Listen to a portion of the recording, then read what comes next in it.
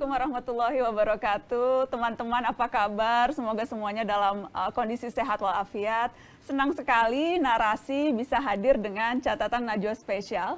Kenapa spesial? Karena hari ini kita akan berdiskusi, bertukar pikiran untuk saling menyejukkan hati, memakmurkan hati. Dan seperti biasa catatan Najwa, bukan seperti biasa, ini spesial karena biasanya Syihab-Syihab yang ada Abi Quraish, tapi karena catatan Najwa hari ini juga spesial dengan topik dan pembahasan yang juga khusus. Saya mau memperkenalkan siapa tamu yang ada di samping saya, ada Abi Quraish Syihab. Abiku. Apa kabar? Baik, alhamdulillah. Abi sehat? Alhamdulillah. Dan yang di samping Abi sebetulnya perlu diperkenalkan lagi nggak ya, karena sudah terlalu terkenal ini. Ada Gus Baha. Assalamualaikum Gus. Assalamualaikum warahmatullahi wabarakatuh. Sehat-sehat Gus. Alhamdulillah. Terima kasih banyak sudah bersedia hadir silaturahmi. Senang banget bisa kumpul lagi sama Gus Baha di rumah Abi. Ya, sama-sama. Abiku dan Gus Baha, kita mau memulai dulu diskusi ini. Menjelang Ramadan, tapi peristiwa belum lama ini ada beberapa peristiwa yang rasanya membuat pilu. Bom bunuh diri, kemudian juga ada penyerangan di Mabes Polri.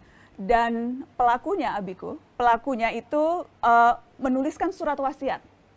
Yang di surat itu menyatakan mereka melakukan itu atas nama jihad. Spesifik ditulis bahwa menurut mereka tingkatan ibadah tertinggi inilah yang bisa mereka lakukan. Tauhid, sholat, kemudian jihad. Nana ingin tahu bagaimana Abi dan Gus Baha melihat itu. Baik, bismillahirrahmanirrahim. Abi terus terang tidak ingin berkata bahwa sholat jihad yang tertinggi.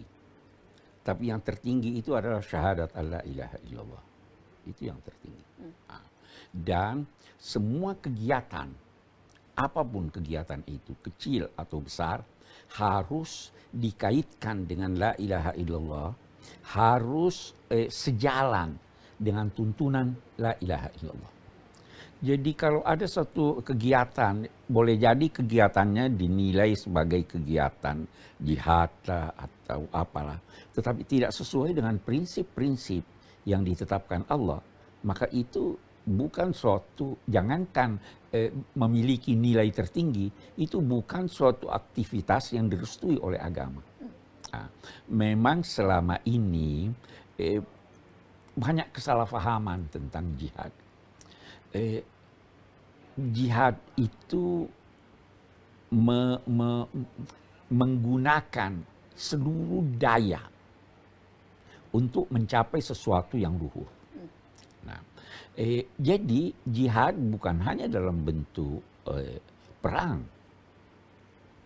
Bahkan kalau kita buka ayat-ayat Al-Quran, kita akan menemukan bahwa sejak Nabi di Mekah, itu sudah ada perintah jihad. Wajahidhum bihi jihadan kabira. Itu di surat Al-Furqan. Itu turun sebelum Nabi hijrah. Berjihadlah melawan para pendurhaka. Dengan jihad yang besar. Berjihad dengan nilai-nilai Al-Quran. Jadi jihad dengan Al-Quran? Jihad dengan wajahidhum bihi jihadan kabira. Bukan dengan pedang? Bukan dengan pedang. Tidak pernah upaya untuk meyakinkan orang tentang kebenaran agama itu dapat meyakinkan dengan kekerasan. Nah, jadi kalaupun mau berkata ada salat, ada jihad yang dimaksud dengan jihad yang besar itu dalam bahasa Al-Quran, juga nanti dalam bahasa hadis, adalah jihad melawan gejolak nafsu, ingin membalas dan sebagainya dan sebagainya. Okay. Karena itu mereka yang melakukan bom bunuh diri sebenarnya salah langkah. Mestinya mereka itu berjihad dengan menampilkan nilai-nilai ajaran agama, menunjukkan kehebatan ajaran agama ini sehingga mereka masuk Islam. Kalau dia non-muslim, atau sehingga mereka itu yang masih kurang beraktivitas yang baik, lebih baik aktivitasnya.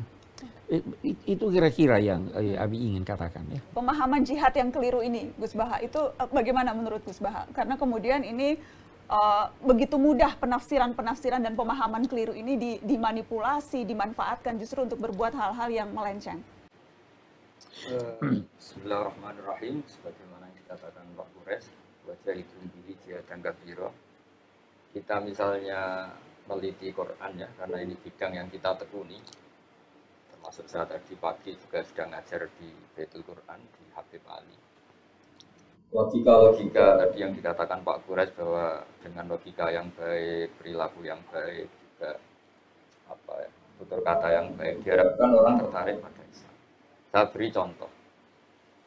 Dulu ketika orang-orang Mekah masih menyembah Lata, Uzza, Hubal, itu Quran menjelaskan satu logika dan mereka ditantang untuk berlogika sampai istilahnya pakai kata aro'aitum. Coba tolong sampaikan ke kami, kata Allah, matad'una min dunillah, Tuhan-Tuhan yang kalian sembah itu Lata, Uzza dan seterusnya. Aruni madza khalaqu minal ardi am lahum syirkun fis sama. Cobalah kalau jadi Tuhan dia kira-kira yang punya prestasi lah. Misalnya pernah bikin langit, bumi atau apa. Masa jadi Tuhan tanpa prestasi. Sehingga orang-orang kafir mulai berpikir. Saya masih ingat ketika dulu baca tulisan membumikan Al-Quran milik Pak Kures. Sifat pertama yang dikenalkan Allah itu Bismi Rabbikal ladzi khalaq. Ya kira-kira dikira-kira lah kalau ngaku Tuhan itu yang punya prestasi khalaqa menciptakan. Sehingga Allah ngendikannya jelas sekali. Aruni madza khalaqu minal ard am lahum syirkun fis sama. Sehingga terus ada definisi akal yang membuka pikiran mereka betapa bodohnya kita nyembah Lata, Uzza, Hubal, dan Manat dan seterusnya untuk menyembah makhluk yang lain. Nah, jihad dengan Quran ya kira-kira dengan cara seperti itu. Itu juga bagus sekali ini. Tapi ingin katakan sebenarnya kesalahan memberikan penjelasan tentang arti jihad itu bisa jadi dilakukan oleh orang-orang dengan maksud baik, tetapi tidak paham. Saya ingin beri contoh dalam terjemahan Al-Quran. Dulu, sekarang alhamdulillah sebagian sudah diubah. Itu ada jahidu bi amwalikum wa anfusikum.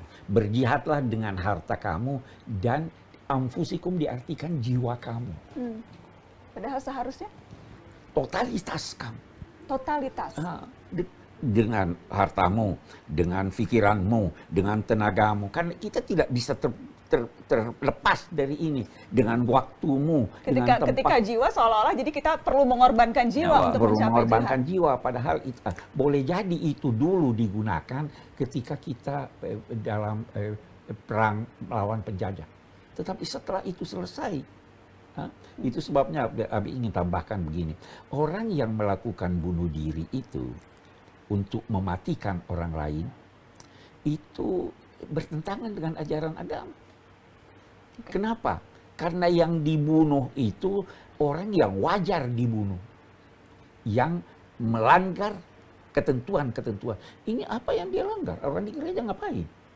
Islam biarkan dia, membolehkan dia untuk berada di sana untuk menyembah Allah. Tidak ada yang dilanggar. Begitu juga ke kantor-kantor polisi dan sebagainya sama sekali. Oke, Biku.